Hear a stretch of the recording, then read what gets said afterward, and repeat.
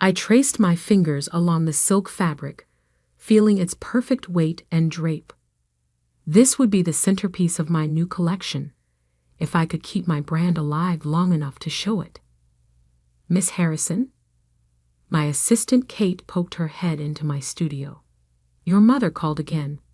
They're expecting you for dinner at 7. I glanced at the clock. 6:30 p.m. Another carefully orchestrated family dinner at Marcus Wellington's mansion, where my stepfather would undoubtedly find new ways to belittle my dreams. Thank you, Kate. Could you make sure the lookbook photos are ready for tomorrow? And confirm our meeting with the influencer agency? Already done, she smiled, then hesitated. Are you sure about keeping the Paris plans quiet? Your family might be more supportive if they knew. I shook my head, carefully folding the silk. Marcus would only try to interfere. Better they think Isabella Harrison Designs is struggling. It makes tonight's performance more convincing. The truth was, my little boutique had outgrown its humble beginnings months ago. What started as a small atelier in Brooklyn had evolved into something much bigger, though I'd carefully hidden the evidence. Every time Marcus's spies reported back about my empty shop, I was actually meeting with luxury buyers in private showrooms. When he gloated about my amateur designs, major fashion editors were already fighting to feature them. But tonight, I needed to play the struggling designer one last time. The Wellington mansion loomed before me, all marble columns and old money arrogance. Marcus had bought it with my father's insurance money after marrying my mother, though he preferred everyone forget that detail. I smoothed my deliberately simple dress, one of my designs, but understated enough that Marcus wouldn't recognize it, and rang the bell. Darling, my mother answered, all perfect makeup and nervous energy. You're just in time. Marcus has big news. I bet he does, I thought, kissing her cheek. I'd heard whispers about his plan to launch his own luxury brand, building off his success in mass-market retail. He'd been poaching designers and manufacturers for months, though he didn't know I had friends in every atelier he'd approached. The dining room was a monument to Marcus's idea of success. Crystal chandelier, antique furniture, and precisely arranged place settings that no one dared disturb. My younger half-sister Sophia sat quietly, tapping her phone under the table. At 16, she was already learning to navigate Marcus's moods. Isabella.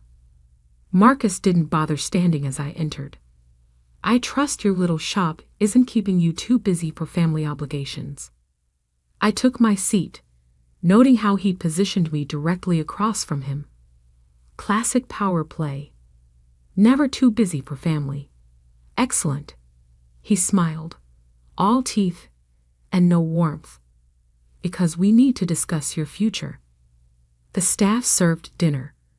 Elaborate French cuisine that Marcus barely touched while holding court. He loved an audience, especially a captive one. I've been reviewing the family's investments, he began, swirling his wine. Your mother and I have decided it's time for some changes. My mother flinched slightly. We both knew she hadn't decided anything. Your boutique, Marcus continued, has been draining resources for 2 years now. The foot traffic reports are abysmal. Your social media engagement is laughable. And those designs, he shook his head. Let's be honest, Isabella. You're embarrassing the family name. I took a small bite of salmon, letting him build to his crescendo. Therefore, I'm cutting your funding. It's time to close up shop and join the real world. In fact, his smile widened. I'm launching a new luxury fashion line. Wellington Haute Couture. I could use someone with your basic understanding in a junior position, under proper supervision, of course. Sophia's phone clattered to the floor. She knew how hard I'd worked, how many nights I'd spent perfecting my craft, while Marcus built his empire on cheap knockoffs. That's very thoughtful, I said carefully, watching my mother's face fall at my apparent surrender. When do you need my decision? Decision? Marcus laughed. I'm not offering a choice, Isabella. The boutique's lease, your equipment, even your supply contracts. Who do you think has been underwriting all that? I own everything you've built. I stood slowly, placing my napkin beside my barely touched plate. I see. Then I suppose I should go pack up my studio. Don't be dramatic, Marcus sighed. Stay, finish dinner. We're family after all. Tomorrow, my team will handle everything. I kissed my mother's cheek, whispered "Watch the news tomorrow" in Sophia's ear, and walked out of the mansion for the last time. In my car, I finally allowed myself to smile. Marcus was right about one thing. Tomorrow would change everything. He just didn't know that his family obligation had outmaneuvered him at every turn. My phone buzzed. A message from Kate. Influencer contracts signed. Celebrity fittings confirmed. Paris guest list finalized. And Marcus's team just tried to access our real financial records. Perfect. Let him think he found all my secrets. I drove to my real studio, not the decoy boutique Marcus had been watching, but the converted warehouse in Manhattan's Garment District, where my team was putting the finishing touches on the collection that would debut at Paris Fashion Week. The collection that would make Isabella Harrison Designs a global luxury brand. And if Marcus thought he could steal it, he was about to learn that his stepdaughter had inherited more than just her father's talent for design. She'd also inherited his business acumen and his lawyers. Tomorrow would prove exactly who was embarrassing whom. The next morning dawned crisp and clear. Perfect weather for watching an empire crumble. I sat in my real studio's control room surrounded by screens showing security feeds from both locations. On one monitor, Marcus's acquisition team was breaking into my decoy boutique, smugly photographing the intentionally mediocre designs I'd left as bait. On another, celebrities were quietly entering my real studio through the private entrance. They found the fake financial records, Kate reported, watching the feed. And the secret notebook with the terrible sketches. How long until they realize none of the real equipment is there? She checked her watch. Given their competence level? Hours. But it won't matter by then. She was right. At exactly 9 a.m., my carefully orchestrated plan began unfolding across social media. First, Victoria Chen, Hollywood's newest A-list actress, posted a photo in one of my designs at her movie premiere. Obsessed with my at Isabella Harrison Designs gown. Can't wait to wear more at #Paris Fashion Week. 10 minutes later, pop superstar Jade Martinez shared a video of her final fitting in my studio. Isabella Harrison isn't just a designer. She's an artist. This collection is going to change fashion forever. By 9:30, my name was trending worldwide. My phone buzzed. Marcus. I let it go to voicemail, focusing instead on the real work ahead. In the main studio, 30 skilled artisans were putting final touches on the collection. Each piece represented months of innovation, combining traditional craftsmanship with cutting-edge technology. The centerpiece, a hand-embroidered gown with fiber-optic threads that changed color with the wearer's movements, had already been purchased by 3 major museums. Miss Harrison, one of my seamstresses, called out. The Vogue team is here for the exclusive preview. I nodded, watching Anna Wilson, the magazine's formidable editor, enter with her entourage. She'd been one of my earliest supporters, recognizing the potential in my designs long before the celebrities and influencers. Isabella, She air-kissed my cheeks. Darling, the buzz is extraordinary. And these pieces. She ran her hand along a jacket made of laboratory-grown crystal fabric. You've outdone yourself. Thank you, Anna. Though I suspect my stepfather might disagree. She smiled wickedly. Ah, yes, Marcus Wellington. I heard he's trying to launch his own luxury line. Knockoffs of last season's trends, I assume. Actually, I pulled up some designs on my tablet. These are his planned showpieces. Notice anything familiar? Anna's eyes narrowed as she swiped through the images.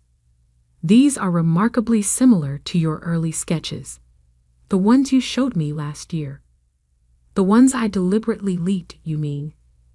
I switched to another screen, showing trademark registrations and patent applications. Everything properly documented and dated, of course. Oh, you delicious creature.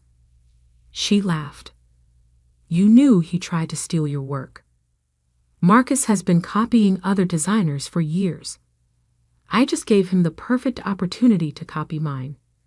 I gestured to the busy studio. While he was focused on my failing boutique, we built this. Every piece protected, every innovation patented. My phone buzzed again. More missed calls from Marcus, plus increasingly frantic texts from my mother. Isabella, what's happening? Marcus is furious. Darling, please call us. The news is saying you're showing at Paris Fashion Week. Finally, a message from Sophia. OMG sis, you're trending. Marcus is having a meltdown. This is epic. Kate appeared at my elbow. Marcus's team just realized the boutique is empty. No equipment, no patterns, no real inventory. They're calling his lawyers. Right on schedule. I checked the time. Is everything ready for the press conference? She nodded. Live stream set up, journalists arriving, and she smirked. Marcus just requested an invitation. Perfect. I smoothed my dress.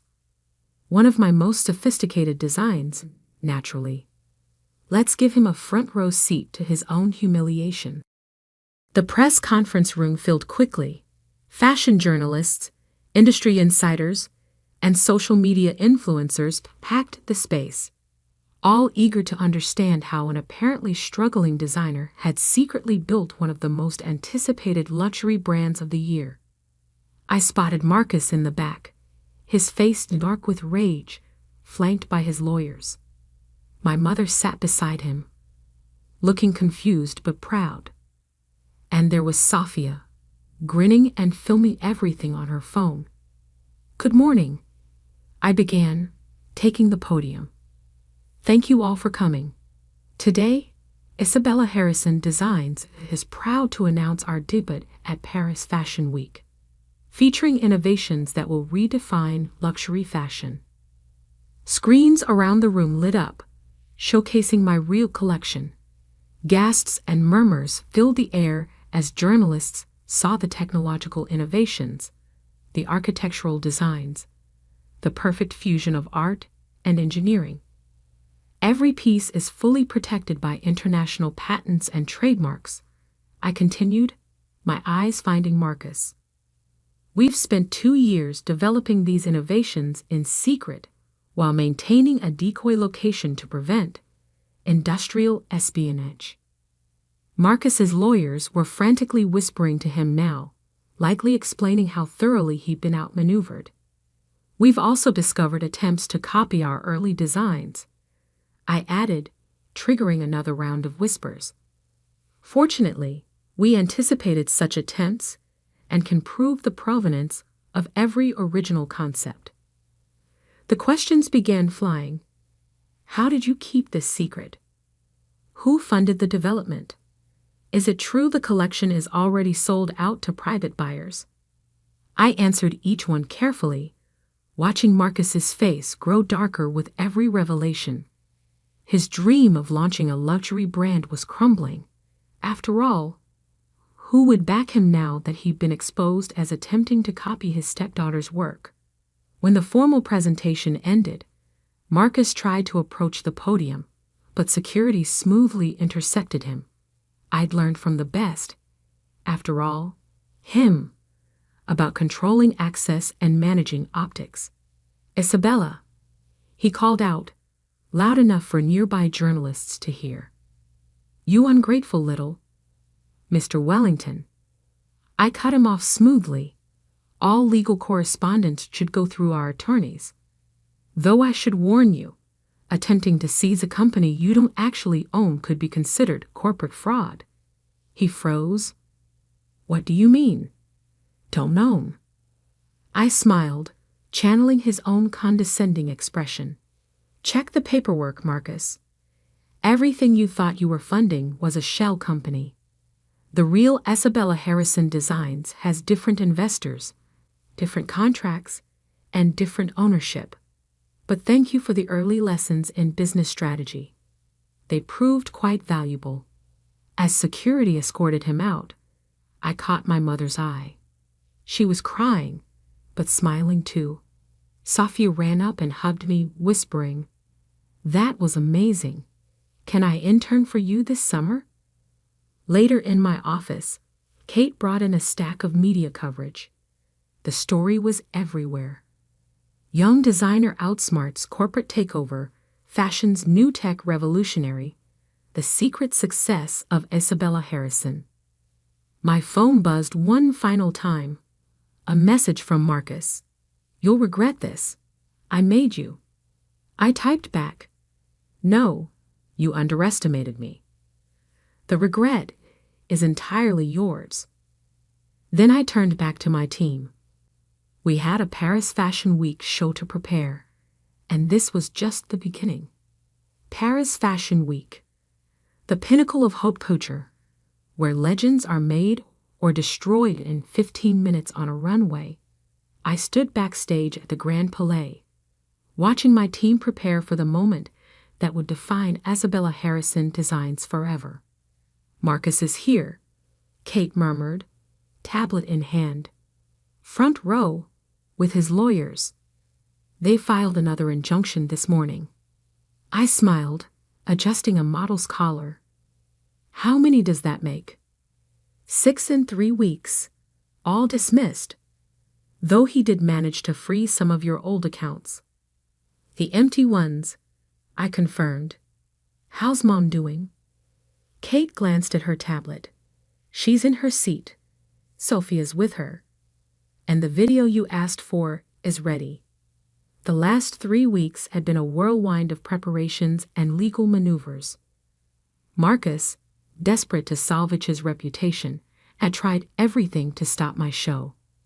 Each attempt had only generated more publicity, more interest, more proof that he was exactly what I painted him to be. A man who built his success by stealing from others. 5 minutes. The stage manager called out. I gathered my team. Everyone knows their roles. We've prepared for this moment for 2 years. Now let's show the world what real innovation looks like. The lights dimmed. The music began, a haunting melody I'd commissioned specifically for this show. The massive screens above the runway flickered to life, showing the journey of Isabella Harrison Designs from that small Brooklyn boutique to this moment. Then, the first model emerged. The crowd gasped as my crystal fabric jacket caught the light, refracting it into thousands of rainbow patterns.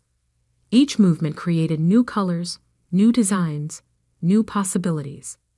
The technology we developed didn't just make beautiful clothes, it redefined what clothing could be.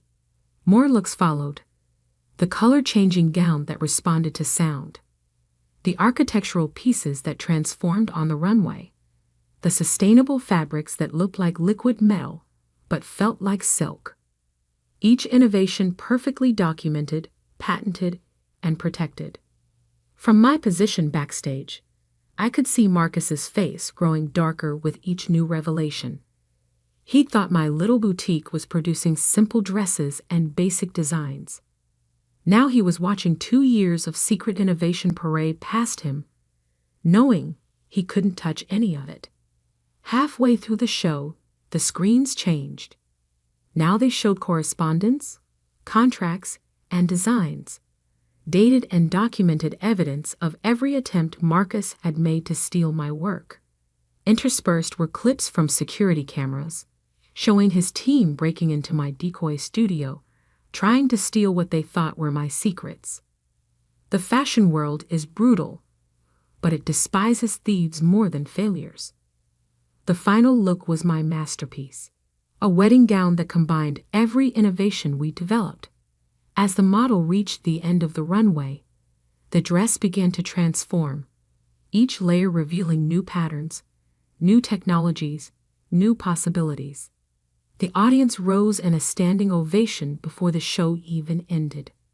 In the chaos that followed, I made my way to where my mother sat, still applauding, tears streaming down her face. "Isabella," she whispered, hugging me tight.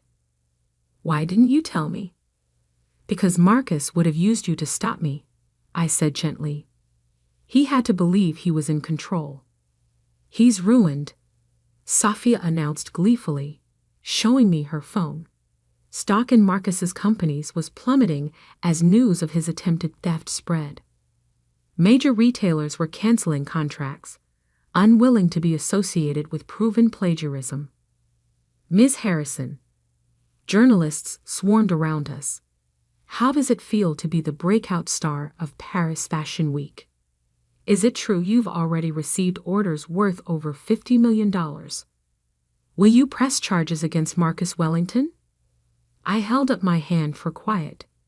Isabella Harrison Designs represents a new era in fashion, one built on innovation, integrity, and imagination. We've proven that success doesn't come from stealing others' dreams, but from believing in your own. "This isn't over." Marcus's voice cut through the crowd. He looked disheveled, desperate. "I made you. Everything you are, everything you have, it's because of me."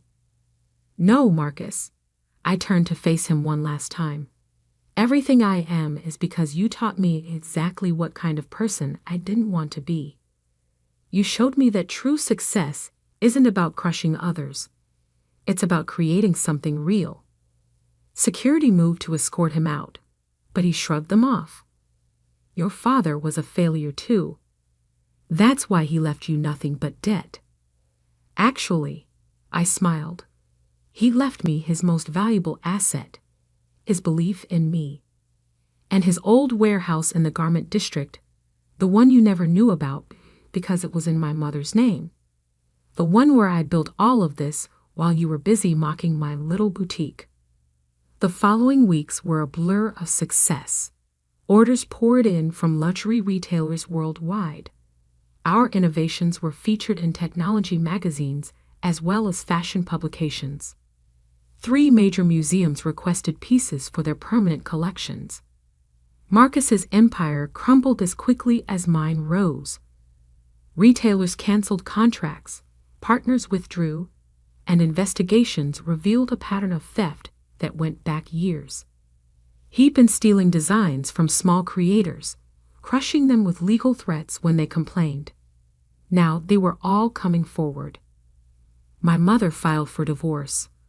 Finally free from his control, she moved into a penthouse apartment I bought her, rediscovering her own strength day by day.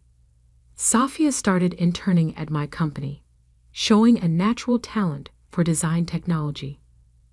1 year later, I stood in my new flagship store on 5th Avenue, watching customers marvel at our latest innovations.